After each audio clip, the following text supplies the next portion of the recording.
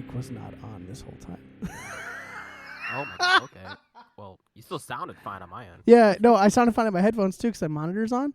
But I was recording. I had to just long story short, I had to record some videos, and I turned the mic off, and I just realized it was off. So welcome to the Wrestling with Tim. We're talking about the Gunther Jey Uso match. Jey Uso won. A lot of people were salty about it. You probably heard all of Kory's information. I'm gonna cut all of it, so you're gonna hear none of it. But yeah, no, it was it was good stuff. People were upset, but I mean, in the arena, it looked like it was crazy. So I mean, you can't fault him for getting Jey that moment, given how over that dude is. You know, so that was also like honestly one of Jey Uso's best singles matches. Yeah, like yeah, I was definitely. a fan of it. He was pulling out stuff like you don't really see Jey Uso do that often. Like he's doing like German suplexes. And, like, when does Jey Uso ever do stuff? And there's 2 super kicks the whole match. Crazy. Yeah, it is. It's also crazy that like it was like 2 super kicks, 2 splashes, and 3 spears, and then he choked him out, and then you're like, yeah, maybe that makes sense. But Yeah. and also his follow up on Raw was cool too because he comes out, Sami Uso, oh my god, Sami Zayn comes out, and for a moment you're like, Sami Zayn about to turn on Jey? That whole Jey time, I really Uso? because like Jey Uso's on the corner like celebrating, Yeah. Sami's just standing in the middle of the ring, Yeah, staring. and at for a moment you're like, oh no, and I him. bet It's gonna happen. It's gonna happen. that is definitely a seed planted, and I am here for it. That'll be a dope match. Sami Zayn doesn't have bad matches with anybody, you know. So we'll see. They're gonna kind of build that similar to like the Kevin Owens heel turn, because like the Kevin Owens heel turn was a really slow burn. That took a while. To happen. But you can also do the thing where I beat Gunther at WrestleMania too. What makes you special? You know what I mean? Mm-hmm. So and I beat you for the tag titles in the main event of WrestleMania. Like, you know what I mean? Like there's enough there that you could do it. Yeah. So we'll see how that goes. What else happened on night 1? I guess it doesn't matter what happened. Night one was kind of lackluster in my opinion, all the way up until the main event. Yeah, I honestly couldn't even tell you what matches happened on night 1. The next match would have been the New Day tag match. Yes, that's right. And that was a giant sponsorship. That was just a sponsorship. That was just not good. It's weird that like the match itself was fine, but there was like there's no story, no heat to it. There was nothing to it. It was just like a cool New Day. One of the YouTubers I watched described it as the greatest Monday Night Raw match of all time on WrestleMania. No, I still don't even think so. What else? We also got on night 1. No, that was night 2. After was Naomi Jade. Was the third match. I'm glad you took notes on that. Yeah. So, what did you think about Naomi and Jade? In the moment, that was kind of a match I had to go back and rewatch because people I was watching with was talking during the match. I couldn't focus on it. I thought it was a really good match. It was about as good as I expected it to be. Yeah. It was really good. I think the word I wrote down was in my notes was serviceable. It was fine. It wasn't a bad match. It wasn't like a crazy good match. And then I wrote in here actually I wrote blow off. Like, is this the end of the feud? And I was hoping not. And then we found out on SmackDown, no, it is not. No, it does not. So that was cool. What else? What was your after?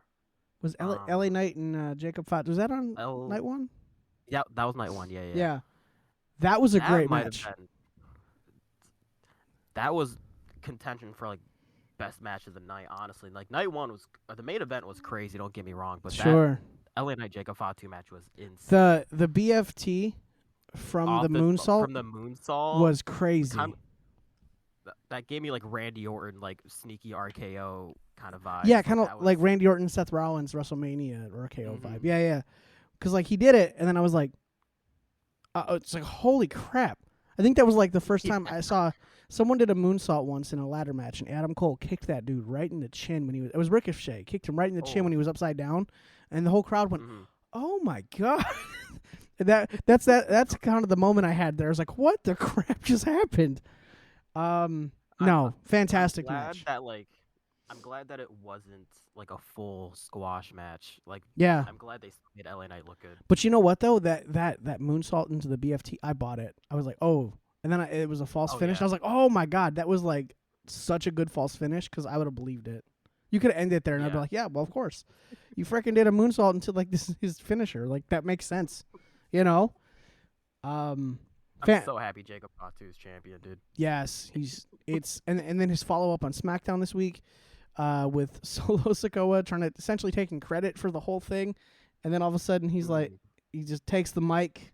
It's like nah, and then of course you get Drew McIntyre and LA Knight come down. They're gonna have a number 1 contendership match next week. See who number 1. I think we get a fatal 4-way. Was that tonight? Yeah, that was Friday. Was that last night? I fell asleep. Yeah, that was yesterday. Who won? Drew McIntyre won by DQ because Solo interfered, and also Damian Priest interfered. Damian Priest came in and attacked Drew, and Drew got the win. But Solo also attacked LA Knight, but the ref didn't see that. So we're just building up this U.S. title area. Yeah. All right. I think that's also going to be leading to a fatal 4-way. Yeah, something. Or maybe, well, you could do a triple threat if you... Fatal. So you could 5-way, you were thinking? Yeah, I was thinking maybe a 5-way. Well, if the thing with Drew and Damian's not over, you could almost remove them from the equation. You can keep them in it if you want. If you really want to elevate the U.S. title, which would be great. But at the same time, you could just, if you need an extra match, you could just kind of separate that, So who knows? But yeah, okay, cool. I'm down with Solo slowly, accidentally screwing Jacob and Jacob killing him. So yeah, that sounds like a cool story. The line they go down. Yeah, I think so too. The Tiffany and Charlotte Flair match was on night 1. That was a very interesting match. I am so disappointed that I changed your guys' mind, but I'm so glad that I was right. Your ego has got to be so inflated. Dude, I think you were like 11-0 or something, and you I was perfect through night 1. Yeah. Oh, so I remember that. What were you like? Hold on, I have the frickin'. I was so mad at you. I got the opener of night 1 or night 2 correct. I think I would have been like 10-0 or 11-0. I think you were perfect if I remember correctly. I think the first match I got wrong was the AJ Logan match. I text you guys the results. Oh yes, I think you were like 11-1 then. Da da da da da. I'm gonna find this text message. Actually. So you're 11-2 or 10-2? 10-2. I don't know. You frickin' won. Yeah, I know that. That's all. I got the most right. Yeah. Why am I looking for the text message when I literally have the sheet right here? What am I doing? I'm all over the place. Yeah, you had 11 and 1. Oh, 11-2. You missed Liv and Raquel, and you missed Gunther and Jey Uso. Oh no, I'm sorry. No, I got. No. AJ Logan. That's right. I was looking at Lauren's. My bad. Yeah, no. So you won. Good job. Congrats. Jerk. Thank you. Yeah. Tiffany Stratton and Charlotte Flair. I actually thought they had a pretty good match, but it was very obvious. Like Charlotte Flair was potatoing her the whole match. Yeah. From like definitely. The bruise on her forehead and her cheek, and I was like, bro, what the hell? You in her somehow busted lip. Tooth chip fixed in like 20 minutes. So I don't know if her tooth was chipped or it was just covered in blood, and it was just dark enough that you couldn't. I don't know, because it looked like she got her teeth broken. It did. Yeah, no, I'm happy. I thought the first 5 or 10 minutes of that match was basically just like a brawl. Yeah, that was the best part of the match, honestly. Yeah, I get that. I just think I think it was the right call to not have Charlotte win. Like I just don't know how you have her win this match and be so like off-putting and rude to all of the talent that you just go, yeah, it's fine, it's Charlotte. No, because when you tell someone it's fine, that behavior continues. So that was my whole point to you guys, and I'm glad I was right. I wish I hadn't changed your minds. So, Tiffany it would Tiffany it came wouldn't out. have made sense Go to ahead. have like Tiffany be basically this transitional champion. Honestly, Yeah, no, it would have she not made might, her look good. dude. She might be like a once in a generation talent. Like honestly, Yeah, her connection with the crowd, regardless of what it's based on. If it's based on like what she looks like or the gear she wears, or whatever. Like the fact that like she has that connection, and like some people they're just there for her. I mean, honestly, it's like the Jey Uso thing. You have to reward that, yeah, and you yeah. hope for the love of God she doesn't go to her head, but since she becomes a Charlotte Flair. But no, she might be one of them ones. Her follow up on SmackDown was with Jade Cargill coming out. They started having a match, and this reminded me very much of the Io Sky and Stephanie Vaquer thing on Raw. Because I'm sitting there Okay. watching it, and I go, "This is gonna get interrupted, right? This is gonna get Yeah, interrupted." I knew that. I knew the whole time it was going to be Yeah, some kind of interference. yeah, and it did happen, and of course it was Naomi, and I was like, "All right." And then Nia Jax shows up and flattens Tiffany, and I'm like, "All right, so we are going in two different directions." I noticed Charlotte Flair isn't involved in this, so I'm okay. So I thought Charlotte was going to be the one to interrupt like during the match, I and I'm really glad it wasn't. Yeah, I thought so too. Because it kind of makes sense as much as I hate it, you know. Yeah. So, we shall see. So, next up on was the last match the main event? Was that it after Yeah. that? Oh no, it was Rey Fenix Yeah. versus Americano. Was that was night 2? Was it? Nope, it was night 1. It was the last match before, or it was before Tiffany. Oh, okay. Yeah, no, Oh, okay. because I was so mad. Oh yeah. So Yeah, freaking mad. Y'all don't believe in the greatest luchador to ever exist. You know what's ironic?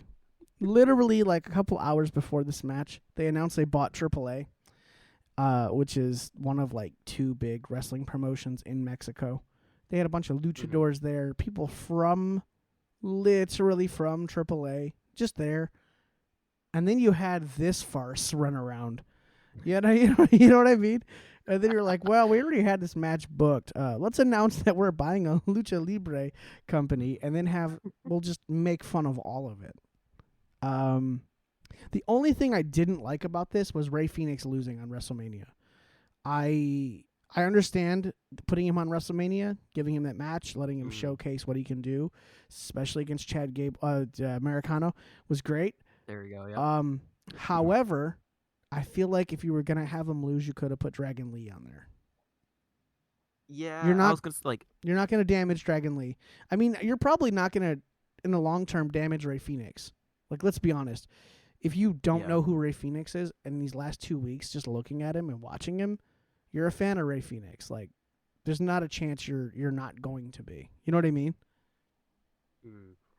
I don't know like who else other than like if they wouldn't have put Rey Fenix on, I don't know who else they would have added other than Dragon Lee, but like it would have just. But Dragon Lee is even part of the. Wouldn't have been as exciting. But Dragon Lee is part of the LWO, and he's a fantastic wrestler Yeah. himself. Are we gonna repeat I love this? Dragon Are Lee. we gonna repeat the same thing with the LWO and Rey Mysterio neglecting, his protege, and then his protege turns on him? Are we gonna do this all over again? Because that looks like what we're heading to. You know what I mean? I think it's inevitable. Death, taxes, and Rey Mysterio's friends turning on him. maybe Dom was right. I'm starting to think Dom might be right. But yeah, so reverse 450 though from El Grande Americano. That was nasty. yeah, it was like a 450 like senton thing. Yeah, that was cool. Stupid dangerous. Like if you miss, all the torque coming down, that's gonna suck. I feel like that was honestly an oversight. I don't know if he meant to do that. There's no way he didn't. Because if you go back and watch it, so I used to mess around trampolines a lot, and if you were going to just do a backflip and land on your feet or something, the way you would extend your legs, you could kind of tell where you are roughly by your timing and how you're flipping, and then you know that like you extend your legs and you're gonna land on them. But like he didn't do that at all. He tucked them, so like that was intentional. Okay. But if he would have missed, he'd have had like no air in his lungs for like 45 seconds. This is why he's the greatest luchador of all time, though. You don't miss. I hate you. That match is what puts you Was over I the edge only on night person one. that predicted him? Yes. Wait, actually, let me just double check. I think it's so funny because like before when you guys were texting in the group chat that Ray Phoenix was getting replaced, I sent the meme. I was like, I know what I have to do, but I don't know if I have the strength to do it. I never changed. You are I the never only faltered. person. The only Let's person. go. Yeah. It sucks so much. All right. So the next match was the main event of night one. I think the match of that night for sure. Seth Rollins, Roman Reigns, and CM Punk. Thoughts on that? That could have made event in night two. Could have made event in night two. It could have main evented night two, especially considering I don't think Cody and Cena have good chemistry, but we'll get to that later. Yeah. It was just even without the shenanigans at the end of the match, that was still like a 5-star match. It was such a it was one of those triple threats, except for like the start of it when Punk and Rollins were like brawling out in the crowd. Everyone was like intertwined with each other. There is no like one person outside and away. Yeah, I love that when I love that. I love all of a sudden they're almost back to the ring and Roman dives over the barrier and almost kills a fan. That was nasty. That was so sick. I did not expect that. Yeah. Dude, this match was great. I love it seems like the common theme for triple threat matches is throw one person out, two people fight, that person comes out. It's like a tag in, tag out kind of thing, right? Then we throw out you, and then we fight, and then we throw out that person, and the two start fighting. And I love that both the triple threat matches we had at WrestleMania, night 1 and night 2, didn't adhere to that. They just kind of fought together at once. Even if you look at, in this match, for instance, the finishes they did, right? So, CM Punk hits the GTS on Seth Rollins. Seth Rollins stumbles to the ropes. Roman spears CM Punk, and then Rollins gets a second to come back to and stomps Roman Reigns and then just passes out. And I was like, that was so dope that everybody got their finish in real quick, and then they all were just like, holy crap, that sucked. You know what I mean? Like, and it made sense because you think about it. Rollins gets hit with the GTS. He gets kicked in the face. He doesn't fall down, but he gets a moment to compose himself while Roman is spearing CM Punk. And then he's like, oh, I dropped him, and now I can just, like, relax for a second. Like, it was perfect. Like, the fact they pulled that match out. And Paul Heyman is the MVP of night 1. For certain. Paul Heyman deserves, like, an Emmy for the way he does, dude. He so does. And then, like, did you see him on Pat McAfee? Oh yeah, dude, he is so. And he was like, he's like, I didn't turn on Roman Reigns. I didn't turn on CM Punk. He's like, CM Punk's my best friend, but he put me in such a weird position. Why would he do that? He's my best friend. And then he's like, and then he's like, Roman Reigns, like, what? I didn't turn on Roman Reigns. And I was like, dude, you kind of got a point. No, he's killing it, so good. And the whole thing, the whole Raw follow up for that. Was just as good. That was just as so good. Good. So good. Oh my god, dude! I was. Go ahead. I was not like, I don't know what I was expecting, but I did not expect them to form like a new evolution out of this. Yeah, no kidding. The way like Braun Breaker came in, like he just what a way to push someone to the main event scene, like and. There's no better way to do that. And you know what? It's really cool to see them actually like trying to build new stars. This is what you do. This is how you do it. You know, you take someone who may not be fully ready for it, and you put them with someone who is super talented that eventually they can feud. Seth Rollins and Braun will have a great feud in the future, but you just let them. You just, oh my god, dude, this is it. This is how you build new stars. You know. Do you kind of jumping ahead of shit, but since we're talking about the new evolution, do you think they add an actual like third member? I think they add Becky Lynch. Interesting. Okay. I think we can jump to the Lyra, and because we're kind of going through what WrestleMania match, what was the fallout, right? It's kind of like our how we've kind of structured this by accident. But I think but I think it kind of works since we have a week to review and not like one night, right, or two nights. So the tag match, Lyra and Becky replacing Bayley, they beat Liv and Raquel, and I thought was a pretty good match. Becky got a huge pop for her return because of course she would. She's Becky Lynch. Of course, yeah. And me and Ian were talking, weeks ago. I think you were probably in here as well, that we thought that there might have been a Becky and Lyra feud going into Mania for that IC title. Yeah. And apparently that was on the card at some point. And we're like, oh, well, look at that. We kind of called it, right? And as soon as I seen her come out, I seen her tag, and I'm like, okay, so eventually this is going to probably lead there, or Bayley can turn. But the more I thought about it, the more it makes sense that Becky did turn, right? Not only can she align with this group, which is great for everybody involved, but at the same time, I was thinking maybe Bayley could turn on Lyra because, she replaced her.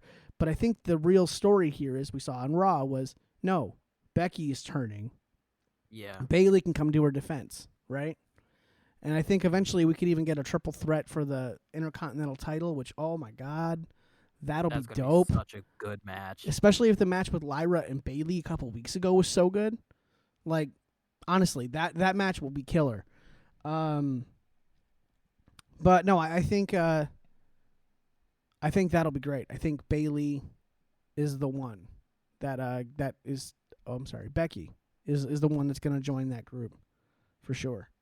That makes a lot of sense. I was more so like trying to think of like maybe that's how they do an NXT call up, like I don't know, like an Ethan Page or I don't know. Well, it looks like we are getting some NXT call ups, but I don't think Ethan Page was one of them. Can we talk? We got to talk about my favorite match of the whole weekend, though. What's that? The best, I will say, yes, the best match of the whole weekend. Io Sky, Bianca Belair, and Rhea Ripley. Oh yeah. By far, let's talk about that. By far the best match of the weekend. Holy crap! I think this match and Night One's main event are like, you can make an argument for either, but I think just for the match and not for like the theatrics that went into Night One, if you take that out from that main event, this match is better. I can agree with that. Everybody just went in there and killed it. And I wonder if they were motivated from Night One to go, okay, Night One people are a little on. Let's step this up. And I think they set the pace for the whole show, and I think no one could match them. And that might have been a bad thing. Because how were you going to follow that? I don't even remember what match came directly after that. That just like instantly stole the show. Io Sky is the greatest wrestler on the planet. Yeah. I don't care. She is so good. She literally is the best wrestler on the planet. Like, it's like I say it half joking sometimes, but like no, she literally is. Yeah. And that's why when we got on Raw and she had the match with Stephanie Vicaire, I was like, oh my God. Oh, you're treated, bro. You're so treated, bro. I knew someone was gonna mess this up, but like the match up until that point was fire, so freaking good. Like honestly, these two don't even speak the same language. They both barely speak English. How did they I don't know how they communicated, but like, damn, that was awesome. And the way I've been seeing people talk about this, I know there's like rumors about like the all women's pay-per-view this summer. Mm-hmm. Maybe that was them kind of like teasing and setting up for that. Dude, they have so much talent. They have enough talent to do it twice. That could be a 2-night thing, honestly. Like you could, but so what I didn't expect was who broke the matchup. It was Roxanne and Julia. And I was that is not what I expected. But hey, looks like we're going to get some call-ups, right? Roxanne and Julia both could fit. Rhea came out, make the save. Essentially said, no one gets to hurt Io but me. And then probably going to get Rhea Julia soon at some point, too. I just need Julia to face off. If in that match, I need Rhea to really just haul off and hit her, though. Because yeah, I just need... Julia has not been as crisp as she usually is. She's known for just battering people. She's like Sheamus of females, and she has not been doing that. Maybe even put her with Charlotte. Let Charlotte, someone just punch her in the mouth once. Just get her fired up, and I swear to you, she will kill somebody. You know, she really needs a match with Asuka. Honestly, Oh my god, dude. that would be nasty. That would be so good. Yeah, because Asuka would figure out how to get it out of her. You know what I mean? Mhm. Oh man, I miss Asuka. But yeah, so I mean, we were so treated to EO matches this week. I did not expect her to wrestle on Raw, and then she came out in her gear, and I was like, "What is going on?" And I was like, "All right, this is gonna be dope." What else happened? So after, What was after? I guess it doesn't I matter think what after came the after. Drew Damian match. Yeah. Okay. Thoughts on Drew and Damian's match? I thought it was a pretty solid match. I honestly wasn't too blown away by it. Mm-hmm. The whole entire feud, I've been kind of down on the story because I thought bigger things for Drew. Like, how are you going to use the first 2 months of the year to build him as this bloodline bounty hunter and then have him do nothing with the bloodline? That's besides the point. But I thought it was a solid match. It wasn't too crazy. Yeah. One of the things I did like about it is it didn't look. Sometimes when you see a match, you can see it kind of feels rehearsed. You can kind of tell, like, oh, I see this guy's going here, so I'm gonna do X, Y, or Z. You know, this didn't look that way. It looked like they were just kind of going for it, and it kind of made it look a little messy.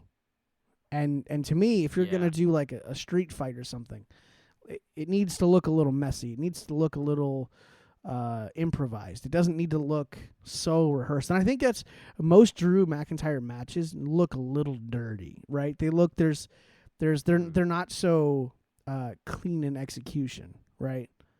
And I think that works for him. I think back to the Hell in a Cell with CM Punk. That just looked like a fight. You know what I mean? And I thought about that about this match as well. As like, if anyone is going to do that with Drew, I think Damian's a really good fit. You know, I think you could sub out Sheamus as well, because Sheamus will just batter you. But like, no, I thought, yeah, same. But I thought this was a pretty good match. I don't feel like it was a bummer at all. And I think Drew winning makes shock sense. On the stairs was nasty. Yeah, for both of them. For both of them. I also loved that Drew did the selfie and says "Still bored at work." that part, that's always gonna hit. That's always gonna go viral. Oh, that was hilarious. Yeah, no, it's cool because it seems like both these guys were still themselves in this match instead of it being like you know, they don't seem like they're two guys that are playing characters. They just seem like two guys that are just guys, you know. So. I did hate how Drew McIntyre, like, I hate the sponsored entrances. They did so many of those this year. Yes. I hate those. Sponsored the match, not the entrance. You know what I mean? Yeah. Like, why are we having Drew McIntyre come out and, like, his whole big spiel about his entrance is this pile of rocks from Doom? Like, what are we doing? Yeah. You know. Sponsor the match. Don't. I don't know. I think they did that last year as they sponsored the matches, and that was fine. Yeah, maybe he got a bonus for it though, you know. And I can't. If he did, I can't be like, how dare you get the bag? You know what I mean? But so yeah. So I you know, whatever. Honestly, I'm here for the matches. The entrances are just kind of secondary. But yeah, I get you. I'm with you. Except for the Viking Raider, the War Raiders, that was just awful. Yeah, like that ruined. Like, they spent so long trying to get rid of the Viking narrative. Just they did to not like the Viking dress thing, as Vikings. Yeah, it was so stupid. So stupid. All right. And then, you know, so the follow up for the Drew and Damian thing is then that match on SmackDown that I clearly missed. So there's that. Let's see. After that, I think we got the AJ and Logan Paul match. Yeah, it was a pretty good match. There wasn't as much shenanigans as you're used to in a Logan Paul match. I'm gonna say something that's kind of weird, and like I don't think I'm wrong, but I'm concerned. Okay. Why is it any show AJ Styles is on, that match that dude will have a crazy match with anybody on any show. Raw, SmackDown, NXT, any pay-per-view you can think of, except WrestleMania. What is it? His first match was Jericho. His match with who was it? Was it Shane McMahon? Yeah, that. Oh yeah, God. His match with I forgot that existed. Yeah, I try. It's just like Shinsuke Nakamura. I don't know what it is, but we need to give this man, like, his best match at WrestleMania was against the Undertaker, and it was like it was one of the cinematic matches, yeah. right? It wasn't even like a live match. I don't know. I think we need next year's WrestleMania. We got to give AJ like his choice of who do you want to wrestle that you can kill it, because he is so much better than his WrestleMania matches would tell you. You know what I mean? I thought the match was fine. It was fun. I did like Karrion Kross, and I do like where this is going. And anything Karrion Kross is in is just turning into gold now. It is. It is. So good. Did you see him on Raw when the New Day walked by and he was like, and I was like, hey, he got you. You know? He might even get involved in like the Sammy J thing since he was working on Sammy for a while. Like, if he does the same thing he did to the New Day where they just walk by and he's like, that's all I need. He's telling you is right. But yeah, no. I think we're clearly heading toward AJ and Karrion Kross clash at some point. That'll be cool. I'm here for it. Let's talk about that Fatal 4-Way. Braun Breaker, this is Finn, the match I was excited for the whole weekend. Dom and Penta. Who did you say on that match? Dominic. Yeah, that's right. Yeah. Because he was the only right answer. Yeah. For my notes, I wrote this match was really fun. Carlito is the best because he just is. He's such a useful idiot. Dom turning on Finn was well received by the crowd, which kind of caught me off guard, and I was happy that Dom won. I'll say I made sure to make a note that it was Dominic that made the first move on Finn. Notice though, it was almost like a test, right? Because they were like, "Oh, we'll turn on Finn," and then the crowd started cheering. And what did Finn immediately do? He turned around on Dom and just put the boots to him, and the crowd is going like bananas how much they hate this. And I was like, Did we just turn Dom face? Is he a good dude? Is he a good guy? Because I feel like it's what we just did. No idea, dude. I think it's just a WrestleMania thing, but we'll see. I think, in a weird way, there is a way to make him a face through all this, and it's just, I think it goes to all the things he does in social media, all the interviews, where he's just kind of a dick to people. He's just such a good heel. People love it. He's right, so good at it. Right. So what we need him to do is break Liv's heart or something. You know what I mean? Yeah. Or something. I don't know. But yeah, it's what it is. Getting speared through the table. The unbreakable tables are breakable again. Love that. Okay, so those tables were different, but they still broke the tables on SmackDown. So I was very concerned. Raw. I was very concerned about the TVs that were on those special desks. I was like, okay, but like if they fall through that, where's the TV go? And they designed it really smart. The TV just kind of falls forward, and everything else just kind of whoop. So it was like designed to collapse. But that thing still shattered. There's just pieces everywhere. Cool visual though. Cool visual. Let's see. All right, so I guess the yeah. That Fatal 4-Way was so stupid. So they had Dom defending the IC like the Raw after. I was scared they're just gonna give him a 1-day reign. I was so nervous about that. And then the Penta, he beat Penta. All the Judgment Day interfering, and like they're walking to the back, and like Finn, like they're all celebrating, and Finn's just kind of looking at him like he's just staring at the Intercontinental title. Yeah. When they're in the back, he's just staring at it like, dude, I'm gonna get that. JD McDonough returned. That was huge. Yeah. That was sick. I think between JD McDonough and Dom, this group might become good guys, honestly, in a weird way. It's so weird. It's so weird. Yeah. It is. It's very strange. All right, let's talk about the main event, shall we? Okay. Cody versus John Cena. I wrote underwhelming. And then I put no one buys Travis Scott as a threat. Okay, so like Fiend, the actual match, Fiend. Oh my god, I hear that one more time, I'm gonna want to shoot myself, dude. Every single time I hear Fiend. Oh my god, I was like, please stop, anything. I'm just gonna say this just real quick. Travis Scott is not a talented musician or a talented rapper. The dude's only talent is marketing. 100%. Yeah. He marketed things to McDonald's. He stole a copyright from WWE just so he could like start selling things with Cactus Jack on it. Excuse me? No, I don't buy him as a threat. He's such a scrawny dude that I look 130 pounds soaking wet. For real. Like, bro, honestly, the crossroads that Cody Rhodes gave him though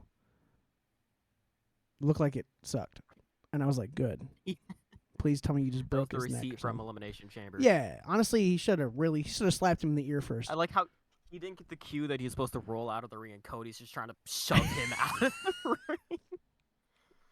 I thought that was great, and like when he pulled the ref out of the ring, and like he started like getting into it with the ref. I thought he was about to actually hit the ref. Like, what are we doing? Right? Are you stupid? You know what this match lacked, and The Rock didn't show up, and no one wants to see The Rock. But he needed to be here for this whole thing was predicated on The Rock getting John Cena soul. So what the hell? The Rock was asked about this, and he goes, I wanted to make sure all the attention was on John and Cody. And I'm like,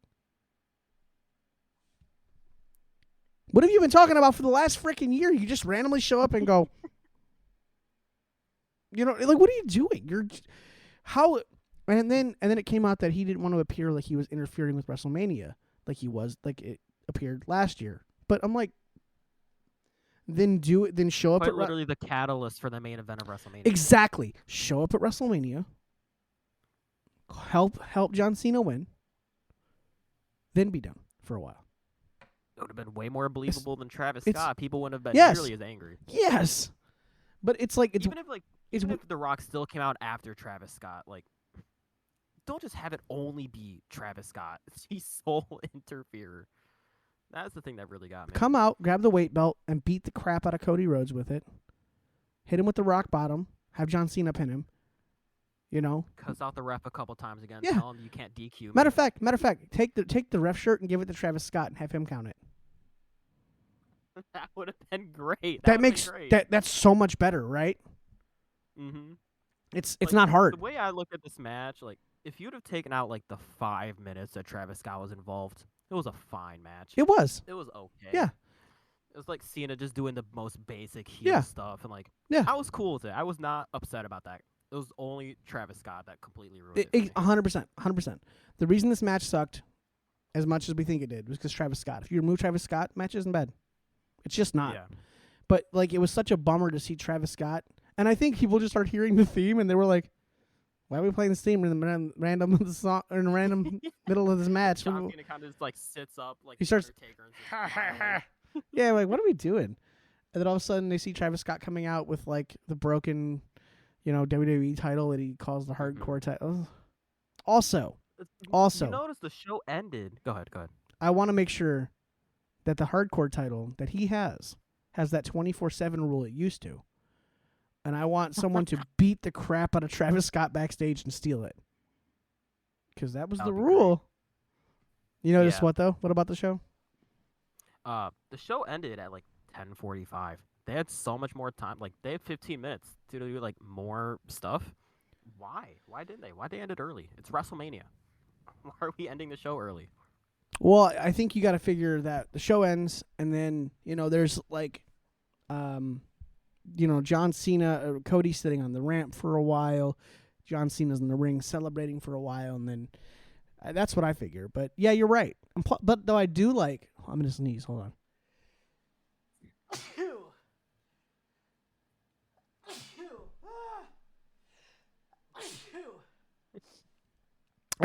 I thank you. I do like, other than SmackDown, we don't know when any of the shows will end. I like that. Yeah. In a weird way, it doesn't. When you see a match on SmackDown in the main event and there's like 6 minutes left in the show, you're like, this match is about to start wrapping up, right? Because Yeah. like people were. So I saw an article and it literally said Raw goes overtime on Netflix, and I was like, what? It was still like It was like, I know time slot. It was 2 hours and 45 minutes, and I'm like, it used to be 3. What are you complaining about? And it wasn't a complaint. It was just like we noticed you went over your time of 2 hours and 2.5 hours. And I was like, they don't have a time slot. They exist however they want to exist. If they want to give you an hour and a half show, they could do it. You know what I mean? And it was just so weird. I was like, oh, okay. But like, when that happens, when there's a main event on Raw, you don't know when the finish is coming. It just happens. You're like, oh, crap. So I like that. I kind of like that. So they ended 15 minutes early. I kind of like that. It keeps us in suspense. Cena shows up on Raw, and I love the blackout entrance for him. It works, yeah. It's great, yeah. And I like the that they did the I have 27 dates left for the rest of the year, and then I'm going home. I like that. I would keep showing that every once in a while. Like, I have 15 dates left. Oh, no. Who's going to stop me? That would be cool, yeah. As long as they don't do it like they didn't do it on Friday Night SmackDown, I noticed. So. Yeah, no. Just do it every once in a while. Yeah. Maybe after he wins at Backlash. But he comes out, he's talking, and Randy Orton jumps. You know what we didn't talk about? What? Joe Hendry. Oh, yeah. You didn't have... how do we not talk about that? That was one of my favorite moments of the whole weekend. So, Randy Orton needs an opponent. He needs an opponent, comes to the ring, cuts a promo. You lose to the most devastating letters in all of sports and entertainment, RKO. And we wait for the music. We wait, and we wait, and we wait, and we see these doors open. And I'm pretty sure that's Joe Hendry. And then his music hits, and it's Joe Hendry. So good. The crowd was so there for it. They knew who Joe Hendry was. They knew his song. They knew to do the wave, right? Everyone knew the clap. There were a lot of people upset about this. They're wrong. I don't care. They're just wrong. They were upset that Joe Hendry was essentially fed to Randy Orton, and it was a burial, and I look at it like... I hate that narrative. I do too, only because it's... Joe Hendry is the only TNA talent to appear in WrestleMania ever. Not only that, but he's the world champion. Yeah. So one, that's more eyes than Joe Hendry and TNA. How is that a bad thing? He got Randy put him over so much too. Like, it doesn't even matter. The match was only 3 minutes long. Yeah, it doesn't matter at all. It was the ultimate, just putting him over. With Randy doing his pose at the end of it, celebrating with him. I loved every second of that. Yeah. He as much as I understand, people are like, oh well, he shouldn't have lost so quickly, but it wasn't. It was more about a segment than it was a match. You know what I mean? And I thought it was great. I also thought it was great when you find out that Randy Orton handpicked Joe Hendry to be the guy. Yeah, that was shocking. Yeah. So I mean, it was cool. Joe Hendry does the whole turnaround thing, and he's staring into the camera. I'm like, this is great. And then he gets RKO'd out of nowhere.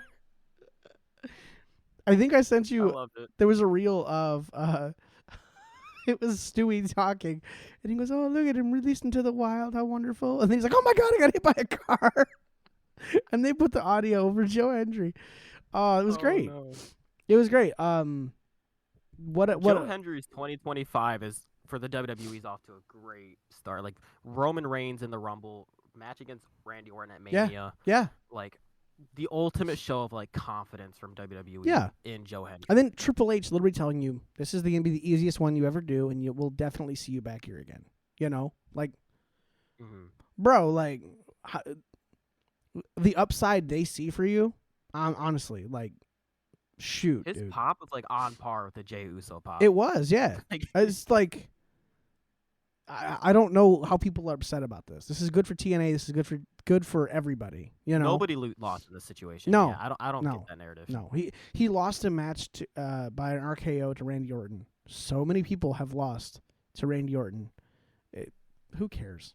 It was fine. It was a fun moment. It was cool. It was almost like just seeing him in the Rumble, where you're like, holy crap, how cool is this?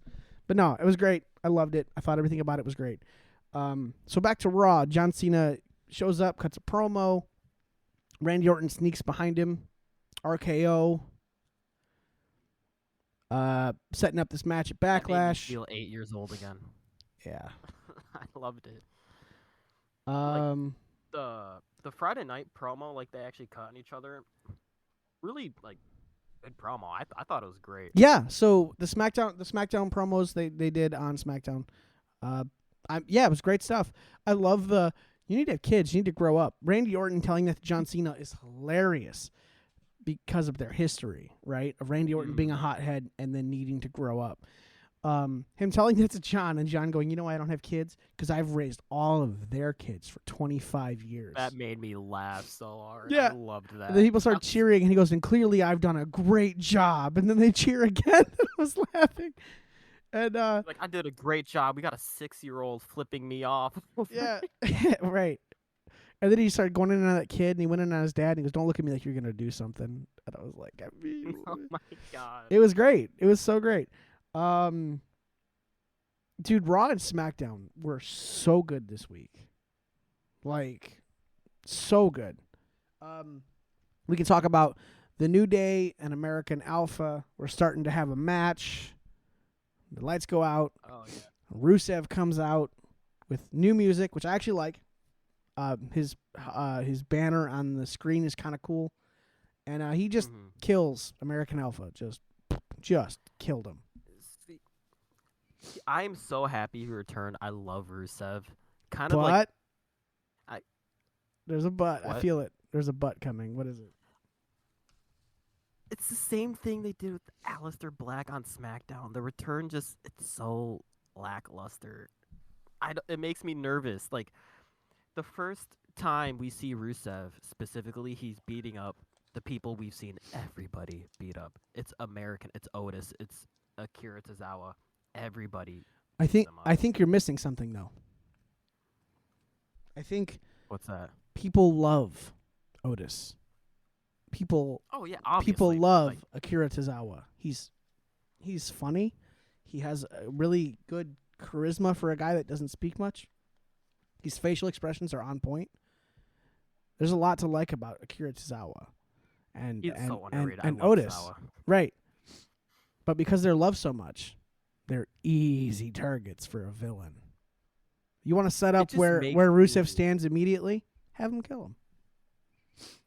It just makes me nervous that they're not gonna, like, I know it's just where they're starting out, but I don't know what they're gonna, like, if they're gonna put him in the main or mid card title picture. Like, he'd honestly be a really good one of the first opponents for Dom if he holds it for a while. I would have him kill Dom. Just kill him. That would be really good. Have Finn Balor ringside not help and just smile the whole time and laugh. Yeah. Bro, just kill him. I'm happy he's back. It's just the way they brought him back makes me a little nervous. I say this with NXT talent too. I just hope you don't bring somebody in with no story in mind for them, right? Like I hope that's what I'm thinking. I hope we know where we're going. I hope we have an idea, and I firmly think we do. Right. So and we'll see how that unfolds and what it is, but at the moment, I think the return was a plus. It immediately sets him up. He's a heel. He's gonna kill this guy. we've already got something in motion. Hopefully, this can also get American Alpha some more time on screen as well. I think they're fantastic, and I think in the future you could build them up as a tag team against the New Day like they were setting up here. I'm okay with that.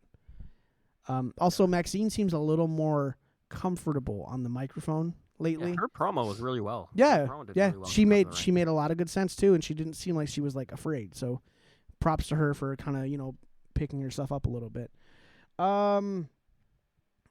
We talked about Liv and Raquel regaining the titles. Becky turned on Lyra. Yeah.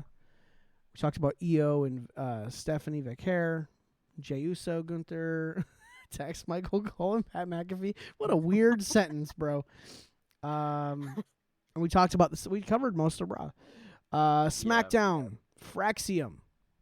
Welcome. I was shocked to see them debut on SmackDown. Oh, I thought when Rusev was returning, I thought that was going to be the Fraxium spot. No, so when because the tag team thing, I could see that.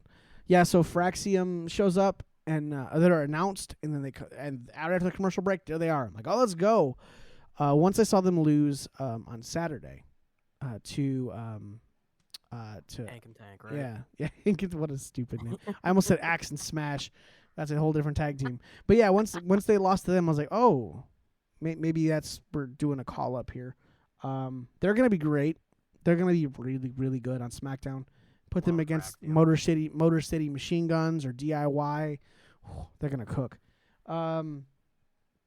They had a good match with Legado del Fantasma. That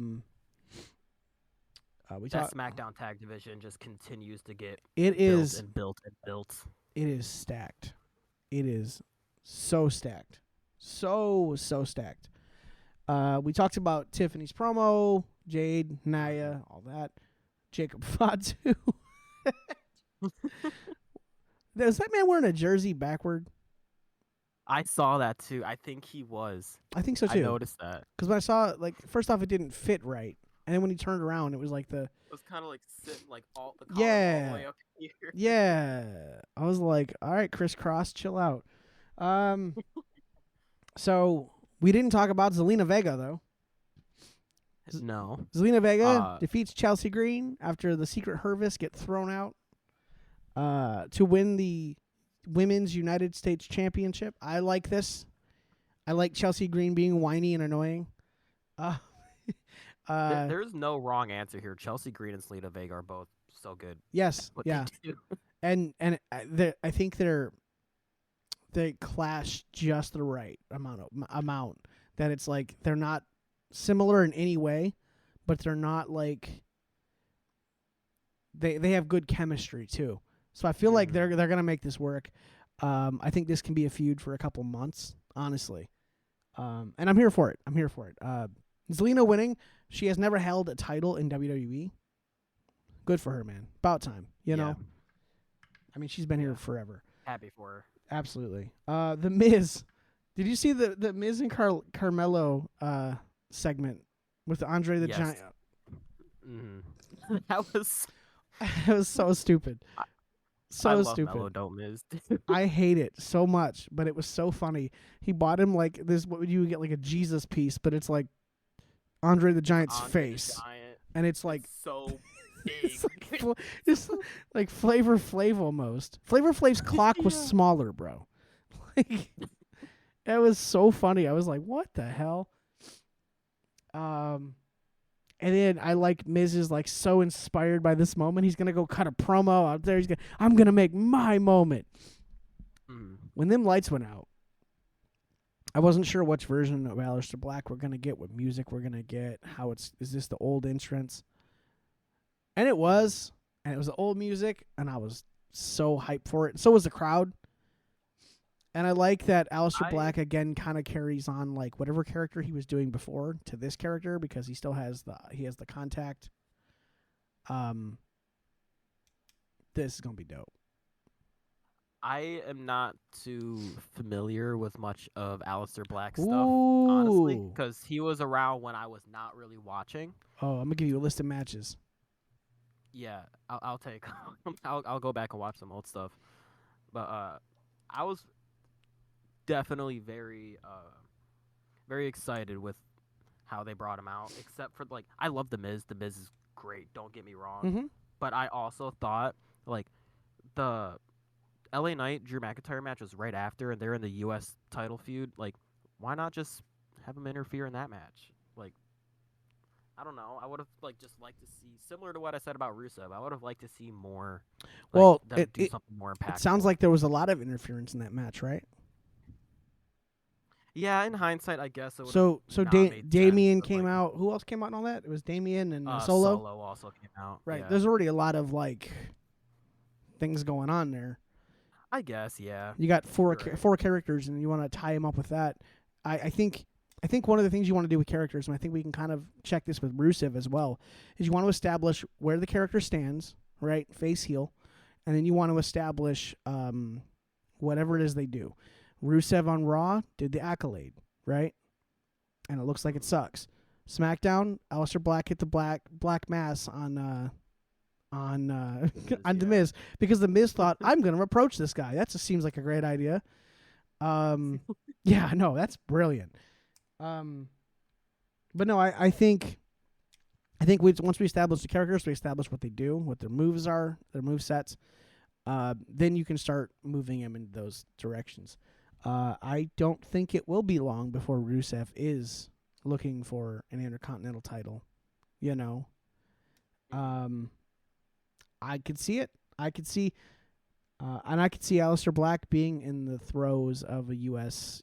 area. But I think further, we're looking at Aleister Black versus Carmelo Hayes, and I can promise you that is gonna kill. I'd be here for that. Carmelo Hayes is one of my like favorite yeah. wrestlers now. We'll just imagine the Miz next week with with a neck brace on, be like, I can't fight him.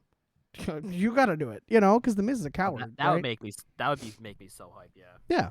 Right. So I mean, that match will be phenomenal. One of the other things we can talk about on SmackDown was R-Truth's backstage segment with Cena. I hope that's not the only interaction they have. I'm curious to know what R-Truth is going to do and what he means by I'll do whatever, Are we gonna get an R-Truth heel turn? Or is he just too stupid to be a heel? That he just does something and he's like, yeah, he just, you know what I mean? Kind of like the Judgment Day stuff, where like he's not really a heel, but he's aligned with these heel guys. Yeah, kind of like, confused. What are we doing? So I think it's something to keep your eye on, especially when it comes to Backlash coming up.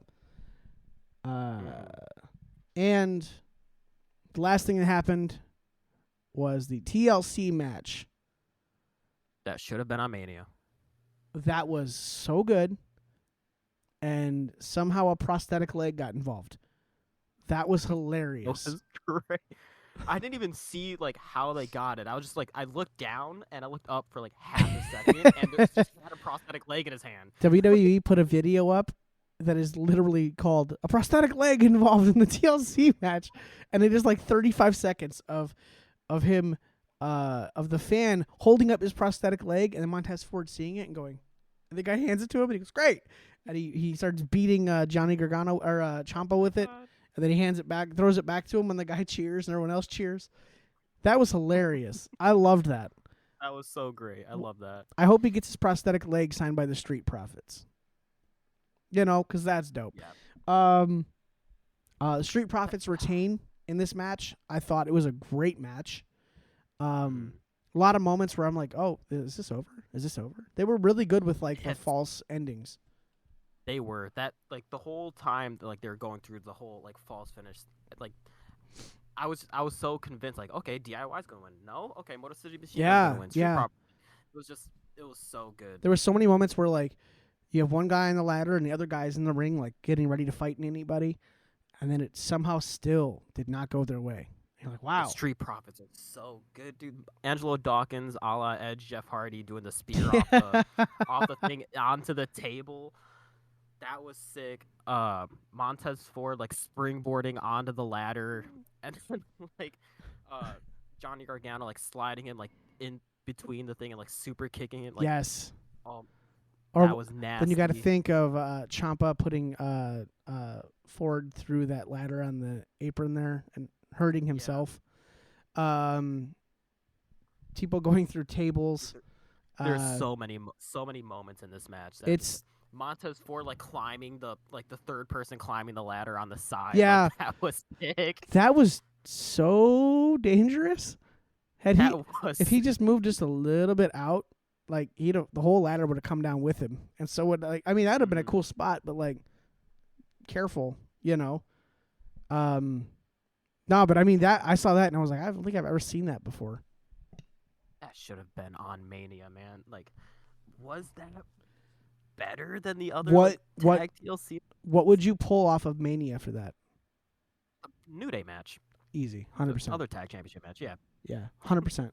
Especially considering this match has been built and built and built and built, and the New Day 2 weeks before Raw before WrestleMania we're we don't even have a match, we deserve it. And then the War Raiders were okay. I was oh, cool. Convinced they chose that because the War Raiders are the best option for the Clash Royale sponsorship. Probably. I don't know. So sad. I don't know. It was it was a fantastic match. It could have definitely been on Mania. I'm glad the Street Profits won. I was saying when we were doing our predictions that if the tag match makes it on Mania, I think the Street Profits were retaining, so that would have been another one I got right. Yeah, but there were also two other matches or two other teams that we could have thrown in there. Remember? Legado del Fantasma, and you could have thrown in Pretty Deadly. So, yeah, who knows? But yeah, so far, honestly, the whole WrestleMania week has been fantastic. With oddly enough, night one of WrestleMania being mostly the weaker of all of it. You know what I mean? Except for the Jey Uso match and the main event and Tiffany Stratton. If they would have flipped the main events, night 2 of WrestleMania might have been the perfect night of Mania. The best Mania we've ever had. Yeah. It would have been perfect. Right, because then you would have started with the women's triple threat and ended with the other triple threat. That's probably why they did it, though. But yeah, honestly though, it's unfair. Hindsight's 2020, right? There's always those people that are armchair quarterback. It's if he had just done this, yeah, okay, but you're not in this moment. You're not. So I understand they didn't get everything right, but I think they did a really, really good job, especially with Raw and SmackDown following all of that chaos. So good. Honestly, I don't know how you follow that better. You know what I mean? You're Io Sky, Bianca, and Rhea had the best match on WrestleMania. Oh, you know what you do? Let's get the best match on the NXT show before Stand and Deliver, and we'll take that champion versus this champion, and we'll just let them actually wrestle for 15, 20 minutes, and then we'll interfere. It's just fantastic. This has me really excited, honestly, for the first 2-night SummerSlam this year, because that build. Oh my God, I've forgotten about that. I feel honestly, we could get that the Fatal 5 tag match on SummerSlam, but maybe replace Legado with Fraxium. At that point, we probably could, yeah. And oh my God, dude, that would just make it even. There's so much. We're so spoiled as wrestling fans. There's just so much stuff. There's so much good stuff. Man,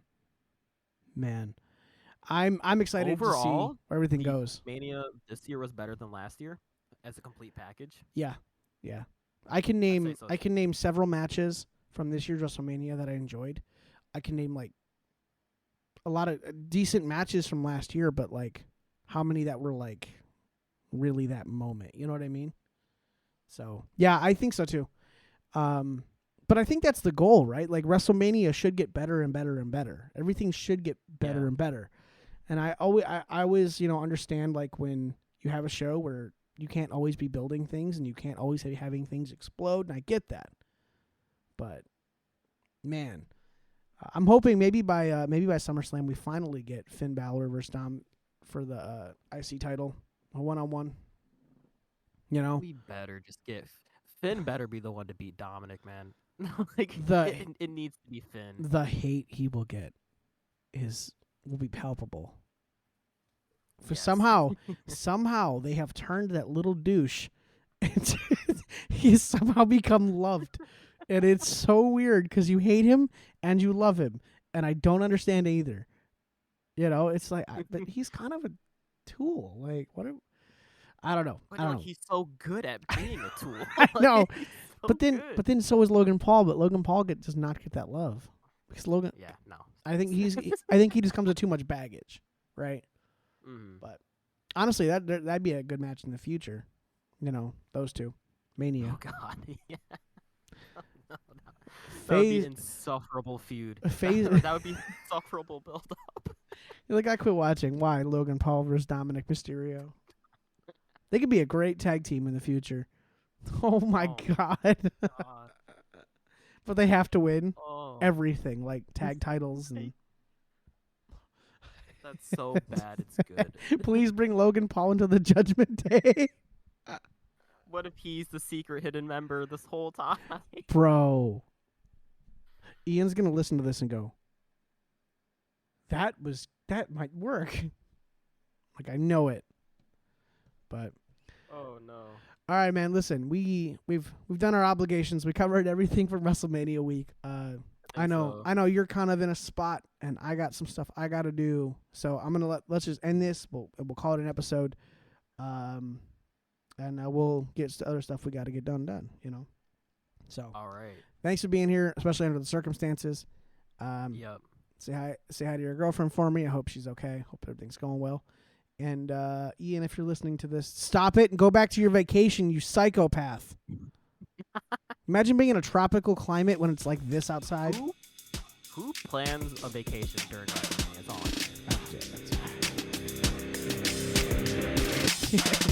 Have a good one. Yeah, you too.